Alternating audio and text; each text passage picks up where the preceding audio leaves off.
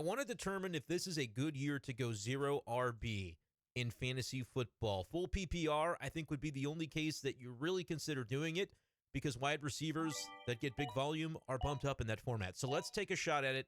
12-team PPR mock draft from the 1.9 draft position. Generally speaking, you don't want to go into a draft saying, oh, I'm going to do this strategy. You want to let the board fall to you. But since this is a mock draft and since this is a training exercise, and I figured that Malik Neighbors would be there at 1.9, and he was, we're going to go ahead and commit to it. We're going to try to go 0 RB. Now, what that means is we want to get elite at some of these other positions, quarterback and tight end. We're hoping to at least get elite at one of the two. And the best way to do both is if you can draft Brock Bowers in the second round, which we're able to do here. So we've got a number one wide receiver that I really think is going to get a ton of volume on the Giants. With Russ Wilson, I think Neighbors is even better. But if they end up moving to Jackson Dart at some point in the year, if it's Jameis Winston at some point in the year, I think Neighbors is going to be great with any and all of those options. And so we'll go Bowers. Again, this is full PPR. We're committing to a 0 RB build. And look, I'm going to say off the top, I don't think 0 RB is the most effective strategy that you could use in Fantasy Football 2025, but I believe it would be one that can work. The most effective, I believe, is going to be Hero RB, potentially even double Hero. This is what I was hoping would happen to us in round 3, guys. I said we want to get elite at these onesie positions, so we'll grab Jaden Daniels. I think Jaden Daniels could finish as the quarterback 1. Bauer is certainly expected to finish as the tight end 1. And I think Malik Neighbors could be the wide receiver 1 on the season. That's a little bit harder to believe. I mean, there's no reason to think Jamar Chase won't do it. Lamb could do it. Puka could do it if Stafford's healthy. Jefferson, any of those guys could do it. But I really like getting Neighbors a locked-in number 1, and then the 2 at these onesie positions. We could have waited another round and gotten Jalen Hurts potentially in the 4th. But now we're going to look to stack some elite wide receivers. And since we know we're going to get pretty depthy at wide receiver, I'm considering the possibility of Rashee Rice. But at the last moment, I think the value on Davante Adams is too good. Normally, I don't draft old players. You'll see this throughout my mock draft videos if you subscribe to the channel. I'm typically going for the young players that we haven't seen their best yet, right? That in the mid-rounds especially, I'm looking to go for those guys who could emerge. And then next year, we're drafting them in the first or second round.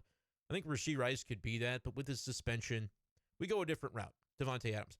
We see Teteroa McMillan. We miss out on him and Worthy, as well as Zay Flowers by virtue of our Adams decision. I think I might do that differently in a real draft. Reach down ADP a little bit and draft somebody that I believe could have more upside. Adams, an older player, may not end up with that. But Jameson Williams could. We like Jameson. We like Waddle. We like Travis Hunter. Would take George Pickens at that spot in the draft. And we're going to get our chance to draft another wide receiver that we really like because the majority of those names, other than Pickens, fell back to us. So this is great. Look at teams that are chasing quarterback in, what is that, the 5th round with Pat Mahomes.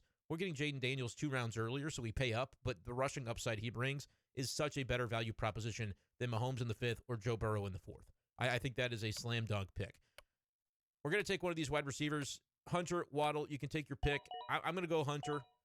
I could understand maybe a little hesitance with him, not knowing the degree to which he's going to play offense versus defense. So far in the preseason, we're seeing him a lot with the first-team offense. So it does seem like they're going to give Trevor Lawrence every opportunity there to really work with the best players that he can at the receiver spot.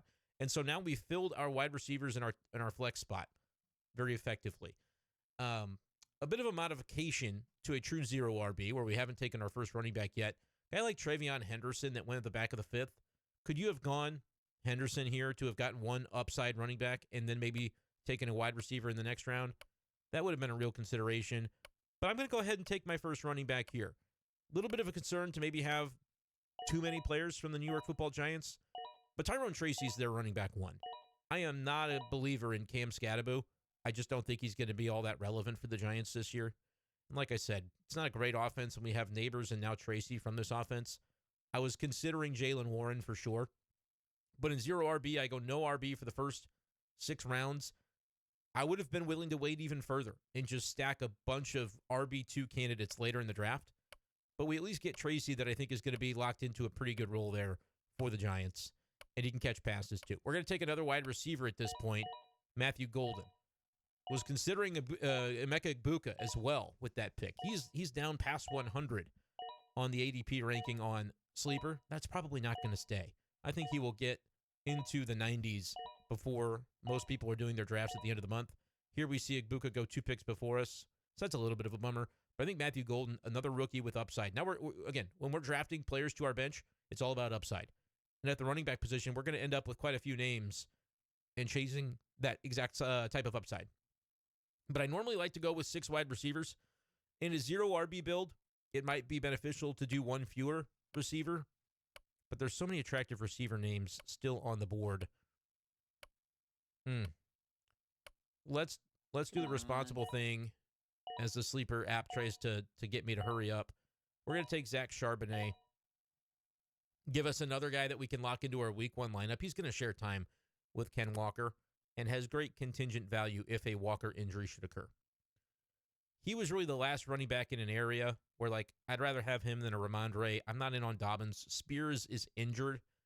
You start to get into, like, Jaden Blue. He's interesting to me because what if he takes the job there in the Cowboys offense? But the rest of that crop, like Nick Chubb, that's not really for me. So we waited an additional round and still got the receiver that I would have been staring down, which is Jaden Higgins, another rookie. You can see here who went off the board. It was Ricky Pearsall, Josh Downs, Brandon Ayuk were the receivers that went after our Charbonnet pick. And in my mind, Jaden Higgins is perfectly suitable to what we're looking for that spot off our bench. We did grab a 6th receiver. Right now, our running backs are Tyrone Tracy, Zach Charbonnet. That's not sexy, but I think it can get the job done in the early weeks. And now we're going to start to hunt for some upside. Give us some upside. Give us some contingent value. And I'm not afraid to scoot down the board to do it. Rashad White, Nick Chubb don't really follow that build. Garendo would if he were healthy. Eckler, we've seen him. We know what he can be. Bashal Tutin, Trey Benson, these are guys that I think absolutely fit the mold of what we're talking about here. Is Tutin going to be a good player for fantasy football this year? Maybe not. He might be the 3rd running back on the Jaguars, but he's a 4th-round rookie, and I believe he was drafted in the 4th round by Jacksonville. But that's going to be an offense that we like. You know, we took a piece of it with Travis Hunter. If Tutin doesn't emerge and get real volume for Jacksonville, well, then we're not starting him. We're going to stay with our low upside Charbonnet and our kind of limited capped upside Tyrone Tracy. But if he gets the job, suddenly now we're talking about somebody we would rather start if he ends up winning that RB1 job. Here's another example of a player that I take a lot of if I'm going hero or 0 RB, Trey Benson. I'm getting in a double-digit round. Eventually, I feel like the shoe has to drop on James Conner. I've always been a fan of his game. But again, I think the Cardinals are going to manage James Conner's workload a little bit this year. So Trey Benson could be somebody we put on the field in particular matchups instead of Zach Charbonnet. We could use Trey Benson in the early weeks if the matchup dictates it. And if something should happen to Conner, again, huge upside. We've drafted an RB1 in the 12th round. That's the idea behind why you would do 0 RB. Not saying it's going to be working. Not saying it's a great year to do it. But if I'm doing it, Braylon Allen is the guy that I want to leave a draft with. He's going to be our last pick in this draft. There's talk that he could outrush on the New York Jets offense Breece Hall. Breece Hall maybe used more as a receiver. In full PPR, you certainly would rather have pass-catching backs. And I don't know that Benson and Braylon are necessarily that for their respective teams. Tyrone Tracy can catch the ball. Charbonnet catch the ball a little bit. So maybe that would be my one criticism. Like, okay, don't poo-poo Austin Eckler if we're talking about looking for pass-catching running backs, right? Ray Davis, I think, can do a little bit of that. But it just seems like this year, I mean, Rashad White maybe a little bit. It seems like this year, though, the guys that are going in this round a little bit more are the handcuff type and not necessarily a lot of those guys who are PPR, scat back types. I wouldn't mind picking some of those up. But I feel comfortable enough with Tracy and Charbonnet as my top two to then shoot the moon on Tutin, Benson, Braylon to try and figure out my RB slot. Again, you only need two. You only need two, and we've got receivers who are going to demand some volume, and that's part of the reason that we like going with 0 RB. If I were going to make any changes to this draft, what would I do differently? I would say for the receivers that we did pick up with this, they're not as loaded as maybe I would want them to be. Neighbors, Devontae Adams, Jameson Williams, Travis Hunter, Matthew Golden, and Jaden Higgins is a great room. But is J-Mo going to get the volume? Remember, this is PPR. Am I taking full advantage of that? Maybe not. Travis Hunter, we don't really know what the volume is going to look like. We think it'll be good, and we know it'll be explosive. But Hunter and J-Mo are more big play types. Doesn't it feel that way? Matthew Golden, Higgins, these are guys that are on our bench. We're hoping that they emerge into studs, but Higgins can't get volume over Nico Collins in Texas. They're in Houston. Matthew Golden, we'll see. maybe he's the number one for Jordan Love. But if I'm looking at some of the guys that were drafted in a similar range, can pull up the full draft board here. Jamison Williams went to us here. And you know what? We just missed on Tetairoa McMillan. He would have been a volume guy. We would have loved him in the JMO spot. It just, we pushed it too long. Could we have been a better team to say, hey, go with Tetairoa McMillan all the way here in the fourth, and maybe you get Smith to fall to you, or you still go JMO? Xavier Worthy would have been a guy that would have made sense. It's a little tougher maybe from our draft spot to do it. You can look at the opportunities that we would have had if we were drafting 7th.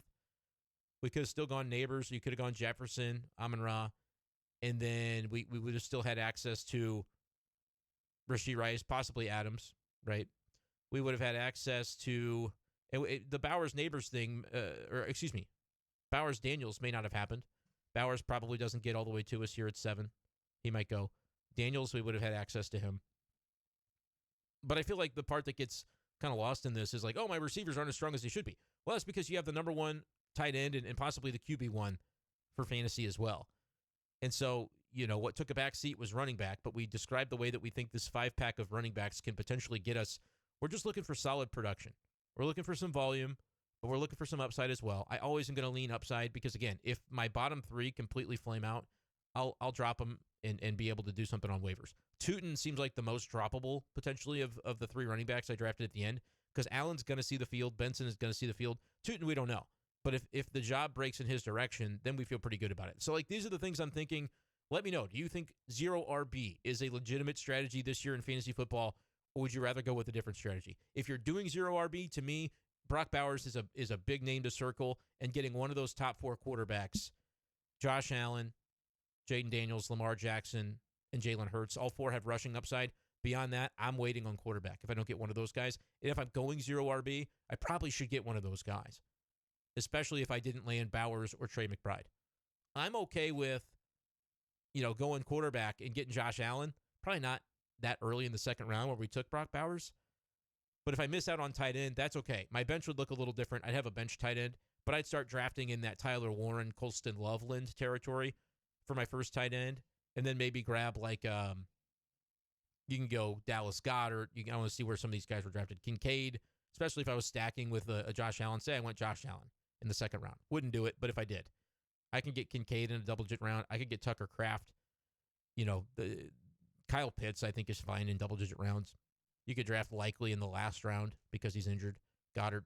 So, you can get away with that. I want to be elite at quarterback or tight end if I'm going 0 RB. I don't think it's the most effective strategy, but I think it's a workable strategy, especially if you are as enamored as I am with the receivers you can pick up in rounds 4 through 6. Like Olave, Waddle, I would have been good with either of those guys. After that, I even like Odunze and Addison. So really, that's the reason I would want to do it, is because I want to commit myself to being able to attack a receiver in those middle rounds. But you could still do that if you took it's easier to do from up here where you're getting Bijan Robinson with the 4th pick. Or, Christian McCaffrey fell in this draft. We were part of the reason for that. If I hadn't committed already to a 0 RB, McCaffrey here in the early to mid-second, suddenly it's a hero RB build where at least we've got one, but we're going to wait even longer to draft our second one. We might be waiting till this Charbonnet pick to take another running back, or maybe even after that if we had a locked-in guy. But that's why I think hero RB could be so compelling. But at the same time, Bowers is a reason that you may go 0 because you're able to. I would love a start that has these two, Bowers and Jaden Daniels. So let me know. I don't know. It's maybe not for everybody. Like I said, I don't think it's the most effective, but I think it can be an effective way to do fantasy football drafts this year. Again, PPR is a key as well to this because I'm getting Bowers, I'm getting those wide receivers that I'm spending up on, and they're going to get a bonus because they're going to catch more passes than most running backs. McCaffrey would have been a great pick in PPR as well, though. We had just already kind of said, hey, I want to do 0 RB. That's why you can't say that in your real draft. You cannot go in with a strategy in mind. You have to let the board speak to you. But this was pretty effective in terms of an exercise, and I'm excited to put this one up and let me know what y'all think of it. And we'll be back with plenty more videos to come right here on Brenden Schaeffer Fantasy Football.